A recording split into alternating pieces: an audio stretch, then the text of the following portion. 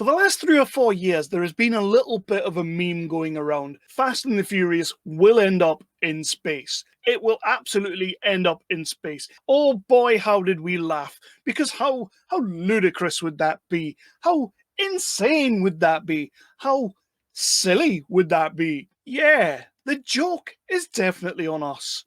Justin Lin has taken this franchise into space. I ain't gonna lie, I'm done. Like, I'm done.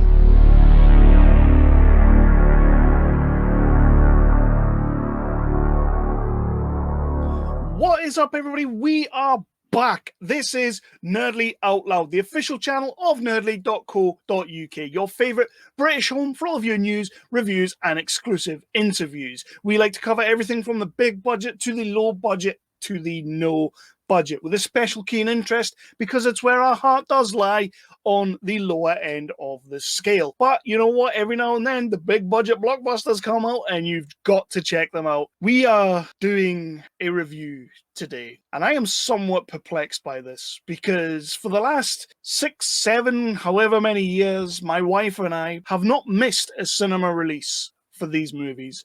We love Fast and the Furious. Unashamedly, unironically, we love the Fast and the Furious. These movies, to us, have been date movies for years. We have seen all of these movies, even Hobbs and Shaw, we loved. Yeah, sure, it was bonkers, it was over the top, but we loved it. When Fast 9, the Fast Saga, came around, we were excited. Of course we were. We were getting a new Fast and the Furious movie. How was it going to look, though? Because we knew all the behind-the-scenes drama that Tyrese had said if The Rock comes back, he ain't doing it. And The Rock said, well, I'm not going to be in it, so that's all good. You can go back to it, Tyrese. And Tyrese went back, and there was all that shenanigans. The Rock didn't like Vin Diesel. There was some sort of friction on Fast 8. Yeah, and you, of course, you always wonder, like, what did they do next? They outran a submarine. You know, they've done pretty much everything they can. And of course, there was this little bit of hope. There's a little bit of hope that the joke that they were going to go into space would finally happen. But first of all, please do all of those wonderful, amazing things that we like to ask everyone to do. Please do hit that like button, hit that subscribe button, and ding that notification bell. The notification bell will tell you whenever we drop an interview or a review or anything else that we've got. But please do all of those great things because you know what? It helps out on the YouTube. They have algorithms, and that is what we need you to do. So please do all of that. We are on the road to 750. I think we're like 720 something. We need 16 people, and 16 of you wonderful people who are watching this video. Anyway, Justin Lin is back in the director's chair for Fast 9. This could not be any more of a perfect dream. He's made 2 or 3 so far, including Tokyo Drift, which is, unironically, again, one of my favorites. So we're going to get into this. Fast 9, the Fast Saga. The world has a way of changing. And we change too. I know some people, they would die for me. There are moments that separate us. They're my family. But we always come back together. We heard y'all needed a little love out here. Y'all ever thought about the wild missions we've been on? We've taken out planes, trains, tanks. I'm not going to even think about the submarine. And now we got cars flying in the air? Who is he? Jacob is Dom's brother.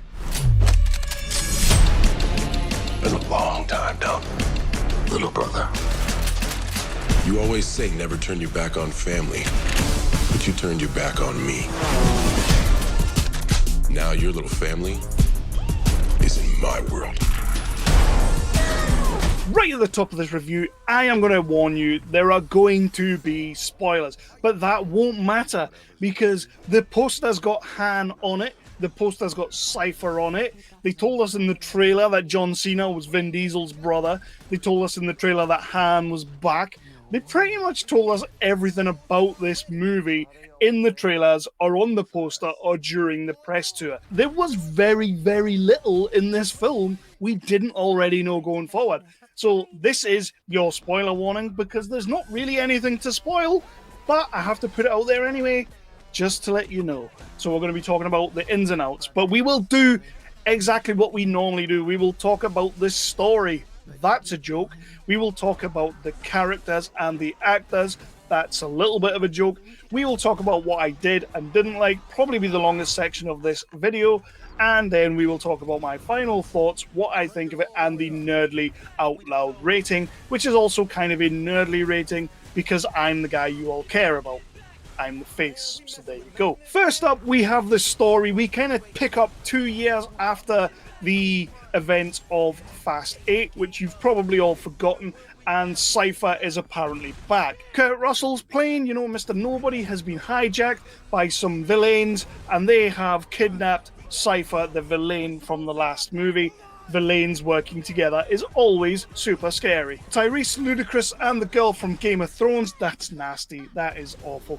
Nathalie Emmanuel, that's her name. She deserves to be given her name. She's awesome. I love her as an actress, that was not a slight.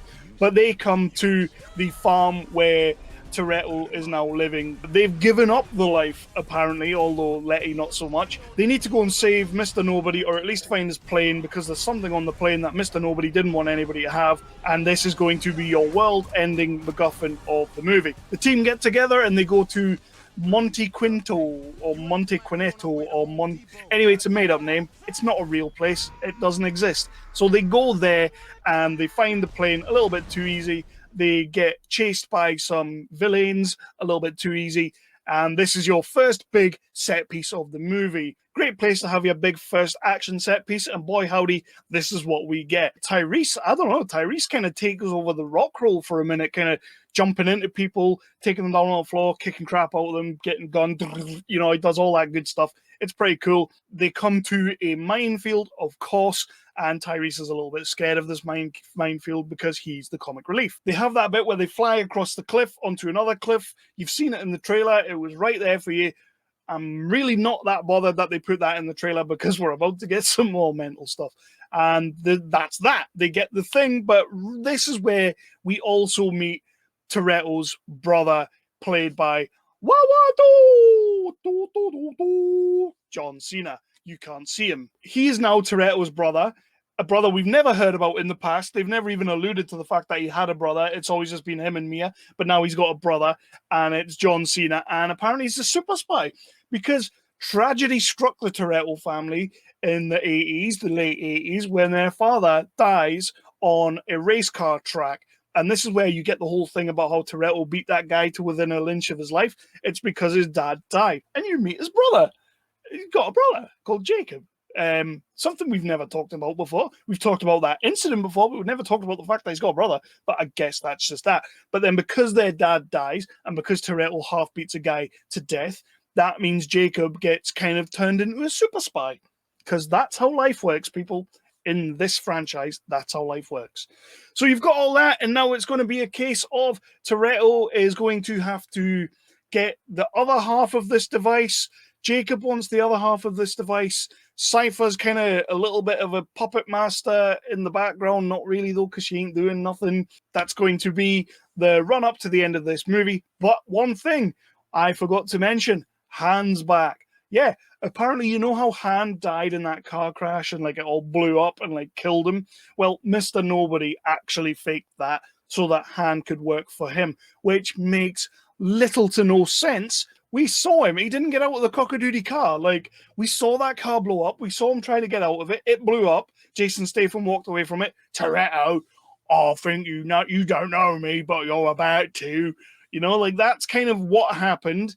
We saw it happen. Don't tell me it didn't happen. But apparently, Mr. Nobody saved his life, faked his death, and then he had to go and look after this little girl. And that is that, I guess. Let's just move into our cast and crew, because there's not really much else about the story I want to talk about, apart from the stuff we'll talk about in the things I did and didn't like. There's a lot of them.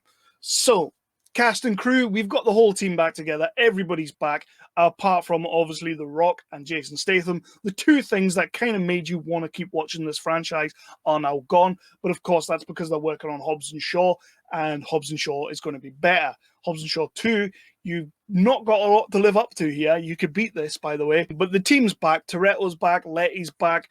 Tyrese back. Ludacris is back. Nathalie Emmanuel's back. Jordanna Brewster comes back, which is so cool to see her again because I think she like kind of retired from the team in Fast 7, so it's great to see her coming back again. So they're all back. And of course, Helen Mirren is slumming it in this movie. I don't know why she keeps coming back. As I said to my wife while we were watching it, easiest payday Helen Mirren has ever made. I guarantee it. She'll be getting paid a fortune to phone this film in like a mofo. I'm not really going to talk about the performances too much, but I do want to talk about Vin Diesel a little bit. When did he transcend this level of just being the bruiser? When did he get past that level? Or when did he think he got past that level? Because in this movie, he's trying to do some pretty serious acting, and he doesn't really have the chops to be doing that acting. And it just comes across like a guy with an aggressive hemorrhoid. Like, his face genuinely looks like he has an aggressive hemorrhoid. I don't know why we're doing this, and I don't know why he keeps trying it, but the long distance 1,000-yard stares down the camera into nothingness, I really wish he would stop doing it because it's really, really irritating. And actually, it makes me feel quite awkward. It doesn't make me feel any good. But that is like something that I guess we're going to have to deal with because he now thinks he is actually 100% legit the star of this franchise, the only star of this franchise. I really like Michelle Rodriguez in this film. She doesn't get enough to do, and this has been the tail of the tape for the last few movies. She never gets a lot to do. But they kind of team her up this time with Jordanna Brewster a little bit, so they're kind of a little team together. I don't know. It just kind of sucks. It just kind of sucks, their little relationship. I don't feel anything for it. I don't need it. Tyrese and Ludacris and Nathalie Emmanuel, if anybody needs a spin-off, I feel like this is the way you go. You know, like this Netflix series, Army of Thieves, like these three would be perfect in that. And that's a bit silly because Nathalie Emmanuel is in that. She's going to be in that film. I can't wait for that, by the way. But like, it kind of feels like Tyrese and Ludacris should also maybe be in that. There's this whole subplot about where they go and they see, is it Sean from Tokyo Drift? He's back. That was awesome. It was amazing to see him. Really pleased he's back for a bit more than just a cheeky cameo that he got in Fast 7. They go and see him in this interesting plot point where they're kind of rocket scientists now. Him, Little Bow Wow, and some other kid. They're kind of like rocket scientists and they're building like a rocket car. Obviously, it plays into the movie in a little bit, but I kind of like didn't know why they went there to see these guys. I don't know, like other than the fact that they need to go into space. Why? But they do anyway. Han's back. It's great to see Han back. I did really actually enjoy seeing Han. I'm not one of these people who thought like the whole hashtag justice for Han thing was a thing. Like, it really didn't bother me. His character went out like a champ. I really liked how it drove the story forward and then connected the two, like the timelines were now connected because Han was now dead, so we could crack on with the movie. I loved that. But Han's back, so that's cool. And of course, behind the camera, you have Justin Lin, who has a fantastic style for action, a flair for it. He is a great action director. I do actually rate Justin Lin a lot. I thought Tokyo Drift was one of the best Fast and the Furiouses. I believe he came back for the 7th, which I really enjoyed, and now he's back here for Fast 9. Like, it's great to see directors keep coming back, and especially someone with the action flair that he has. But of course, with that comes the mental stunts that are completely out there, ridiculous, that make no freaking sense. And there's a lot of stunts in this movie that make no freaking sense, but we'll get to that in a second. At this time, he's a little bit against the odds because frequent Fast writer Chris Morgan is not back for this. The first movie since the first movie that Chris Morgan didn't write. He's not on there. We got some new writers, and boy, does it show. Chris Morgan, this film franchise ran in his veins. You could always tell that, yes, he was writing cool stuff, but it made sense and he loved it. And even when it was over the top, it wasn't his fault. It was mostly just the action. He still wrote a cracking story. So, Chris Morgan, I'm gutted to see you go. So let me jump on to what I did and what I didn't like. This is probably going to be the longest part of the review. I'll try and keep it short, though. What I didn't like, Justin Lin is back, which is mad because I just praised him for being back in the last section. But you know what? He goes balls to the wall on this one. We will talk in a second about how we go to space, but I want to talk about these cars and some of these stunts first, because it's what Fast and Furious is always about. It's about cars, it's about racing, it's about stunts, it's about pulling off heists, it's about all that. In this movie, they attach massive magnets to the car, which just attract other cars to them, and I just think it's absolutely terrible. I feel like we've seen it before, and if we have seen it before, then Justin, I let you off. It's not entirely your problem. But I think the way it's used in this movie is just ridiculous. Like, it just doesn't make any sense. There's even a part where John Cena and the gang, like, they're going down, they're chasing each other. John Cena goes down one way, the gang goes down another way. Ramsey turns on the magnet, and John Cena's car, which is on the other side of a building, kind of just goes into their van. Stop it. Stop it. Why? You've already done the massive set piece at the start that nobody's believing, and then you've just done this. It is ridiculous, but it's not the most ridiculous thing we're going to get. So then, like, a little bit later on, they actually do go into space. This is something I did not like. This is something I thought was ridiculous. I hated the fact that they make jokes all the way through the movie about how Tyrese keeps making these jokes about how they are superheroes. They're invincible. They are superheroes. He does it all the way through the movie. It used to be funny, and it used to be clever when he did it. But now, knowing that Tyrese is just a bit of an asshole behind the scenes, it's not that funny anymore, and it's getting tired. Like, I don't need to hear him say, I'm hungry anymore. Like, just let's do away with Tyrese. You know what? Let's do away with Tyrese. It looked like they nearly killed him at one point, but no, that was just another fantastical moment. So yeah, they strap rockets to the car and fly into space. And your comedy characters, Tyrese and Ludacris, they had to be the ones to do this. Otherwise, what is the point? If Toretto goes into space, it doesn't make any sense. It actually becomes slightly logical. But because you have these two idiots going into space, you get the whole, as long as we obey the laws of physics and science, what the hell? What the actual hell? The creators, the writers, and the director of this movie are trolling us. They're having a joke at our expense now. Like, I know there's going to be people out there who love that scene, who love that concept. But think about it. It's just stupid. Let's not go here. Let's just not go here ever again. Please, please. One of the real things that I couldn't really get my head around was how inconsequential any of the plot is. The plot means nothing. There really is nothing going on here. It's almost as if the main story to this movie is actually the B plot, because they want to do this whole world building with Toretto and his brother Jacob. They want to do like this whole flashback, because they do plenty of flashbacks. And Michael Rooker is in the flashbacks. Yay, Michael Rooker. I like to think it's a nice callback to Days of Thunder, because remember, Michael Rooker was in that. He was like a stock car racing thing. And then in this movie, here he is. He's kind of doing the stock car racing. If it's a callback to that, I'm going to give you a pass. If it's not, and you just fluked it because you wanted Michael Rooker in your movie, but it really feels like the main plot, the main through line of this story is literally just to pay service to that, to kind of give you a little bit of insight into that. And it was like, the whole thing just means nothing. There's this world-ending device, and once again, it means nothing. Fast 8, they done this. Fast 7, they done this. It means nothing. Nothing. So let me jump into the flashbacks, because I feel like they've casted young Toretto reasonably well. I really did like young Toretto. But I know actors need to go and do the big tentpole movie so that they can break out and become huge and become stars.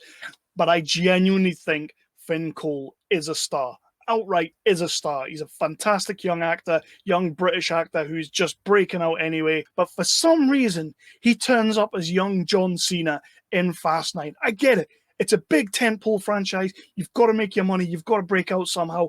I get that you would make that choice. I really, really, really, really wish Finn Cole didn't do this movie. It's probably going to be good for his career. It gets more eyes on him. It will be good for his career, in fact. but I wish he didn't do it. He's fantastic in the scenes he's in. Doesn't get a lot to do, but he's playing like the sort of strong, silent John Cena type, which is fine. I'll give it its dues. And the twist that comes later, I guess he plays into that with the way he plays the role. I did actually really enjoy him. I just didn't need him in this movie. You are far better than a Fast 9, right? What I did like, because there are a couple of things that I did like. I actually really did like John Cena in this movie, but that's not much of a surprise because John Cena is getting better. He's not quite Rock levels better, but he's getting there. He's making better choices. His acting's getting a lot better. He's not just playing John Cena in a movie. He's not just doing that anymore. And in this movie, he's got some nice dry wit to him. He's got some great action lines because, of course, John Cena, we know he can do action. But I genuinely quite like John Cena in this movie. The character, however, not so much. Like, Cena's playing it quite well and he's doing the Jacob thing quite well. But you kind of get the feeling that even he knows he's not really supposed to be in this franchise because you've never been mentioned before. And we're 9 movies deep and you've got a long-lost brother or a hidden brother that everybody but us seems to know about. Strange. Well, no, sorry, Tyrese and Ludacris didn't know. So, yeah, you've got that. But I did quite like John Cena, the way he played it. Some of the dialogue, though, is horrendous. It's absolutely horrendous. And Cena gets some of the worst lines in the movie. The cliche, the tropey, the just villain 101, and it really kind of pissed me off. Give that stuff to Charlize Theron. She can eat that up all day long, twice on a Sunday. You know, Charlize Theron's good at delivering the cheese. I like her for it, even though that little conversation about Yoda and Chewbacca and the Jedi didn't need that bit. Charlize Theron, you're better than that. You're better than calling people Yoda because they've got a hand up their ass. That's not funny. You know what? I'm kind of sick of dogging on the movie. I don't want to dog on it too much more. Let's just get into my final thoughts of the film. I don't think it's a good movie. I really don't. Even if you were looking for a movie to shut your brain off for a little while and just escape, I'm going to tell you now, the movie's 2.5 hours long. It's 2.5 hours too long in my eyes. There are some stunts in here that just hurt your brain to watch. Like, so they do like a face turn towards the end with John Cena. Of course they do, because he's babyface. And he's on top of this lorry, and he's having a fight with this big dude. And Toretto sees a car which is wedged into the side of the lorry, hits that with his car, it spins round. Cena falls on top of this spinning car. Remember, we're already going like 80 miles an hour right now, 100 miles an hour right now. He falls onto the car, which is on its side, spinning. He falls onto it. It hits Letty's car, and then he falls onto the bonnet, which, by the way, this bonnet thing they do like 1,000,000 times. So that happens, and he's totally unscathed. It's fine. He's okay. Like, for me, physics predict that kills you. I think. I'm pretty sure I'm not wrong on that. Then you have the one where Toretto is in the massive big lorry, the big chain lorry, kind of reminiscent of the one from Hobbs and Shaw. I feel like you were poking fun at Hobbs and Shaw in this little action scene. And he's in that. He jumps down into it. It's trundling down a hill, kind of like Inception, you know, in the dream when the room's turning. It's kind of like that. And he's able to just run through it, no bother. Hits the anchors. It goes over the cliff, straight into Cypher's, what we find out to be a drone plane. And he jumps out like a little power putty from the Power Rangers. I find it pretty hard to give this movie a rating. I don't necessarily think it really deserves a rating. I don't really think it should be given a rating, but I'm going to have to. And for me, this is hard to say because, like I said right up front, me and my wife, we've been to see every one of these at the cinema. God, I'm glad we didn't go and see this one at the cinema. Thank you, COVID, for one thing, I guess. But if I had to give this a rating, I'm going to stick it at straight 1. It's a straight 1. It's just terrible. It's not great. It really isn't great. They could have done something, I guess, but maybe we're just done. Maybe just this thing needs to die. They need to finish it up, carry on with maybe 1 or 2 Hobbs and Shaw's movies. Okay, I'll keep watching them. But I kind of feel like I'm just done. There's not a lot here for me anymore. Don't think there's a lot here for any casual fans. I feel like the diehard fans, you're probably going to lose interest now. This movie has, as I said, as we watched it, jumped the shark. It's completely jumped the shark. And I'm not just talking about going into space. Going into space was the moment that destroyed this for me. And I just thought, I'm done. I'm actually officially done. There are scenes throughout this movie that make literally no sense whatsoever. Plot-wise, story-wise, character-wise, they make no sense. There are characters in this movie that I don't even think need to exist. I'm not even going to talk about Cardi B turning up. What was that? The stuff in the UK was pretty cool. It was pretty cool to see Edinburgh in this movie. That was awesome. I did like that. But it's just not a good movie. Justin Lin, what are you doing? You've really taken a concept like Tokyo Drift, where you took a franchise that was rooted, absolutely rooted in street racing, drag racing. You made Tokyo Drift. And all of a sudden it became this new thing, this new way to race the cars and shoot the cars and have the cars move. It was brilliant. I really, really, really enjoyed Tokyo Drift for that. I like the characters in Tokyo Drift. But you've come back and you've just taken it to the next level. Like, they've said that they want spectacular stunts in these movies, which is fine. Let's do spectacular stunts. But you've taken it to the next level. You have gone out of space, literally out of space, with this movie. This has been a long review. This was always going to be a long review. Even when I watched it, I was toying with the idea: do I review this movie or do I just leave it? Do I just leave it? Is it better off left? Are things better off left unsaid? And right now, I kind of feel like I should have just left it unsaid. We'll see if this goes out. I don't know. And please do all of those amazing things that we always ask you to do. Please do hit that like, hit that subscribe, and ding that notification bell. The bell is a notification bell that lets you know whenever we are going to drop an episode. I'm thinking about some retro reviews coming up, because this movie, if this is where we are going with our movie experiences, if this is the kind of thing we can expect going forward, I'm a little bit broken right now. You may see it on my face. Black Widow didn't do a great deal for me. This really hasn't done a great deal for me. And you know what? The next big tentpole movie that I can think of off the top of my head is the James Bond movie, No Time to Die. And honestly, I feel like I'm kind of done. Yeah, 1 out of 5 is my nerdly rating for Fast and Furious. It's a terrible movie. It's terrible actors. Terrible. Finn Cole, Helen Mirren, you are both way too good for this film. Tyrese, I wish they would just get rid of you. I really do. It's nothing against you. I loved you in Flight of the Navigator. That's a great movie. You've been in some absolute bangers. And even some of the Fast and Furious movies, they are bangers. This one, I feel, is only going to hurt everyone in it, and everyone around it, and everyone it touches. Hopefully I'll be back next time with a more positive review. Yes, I'm sure I will.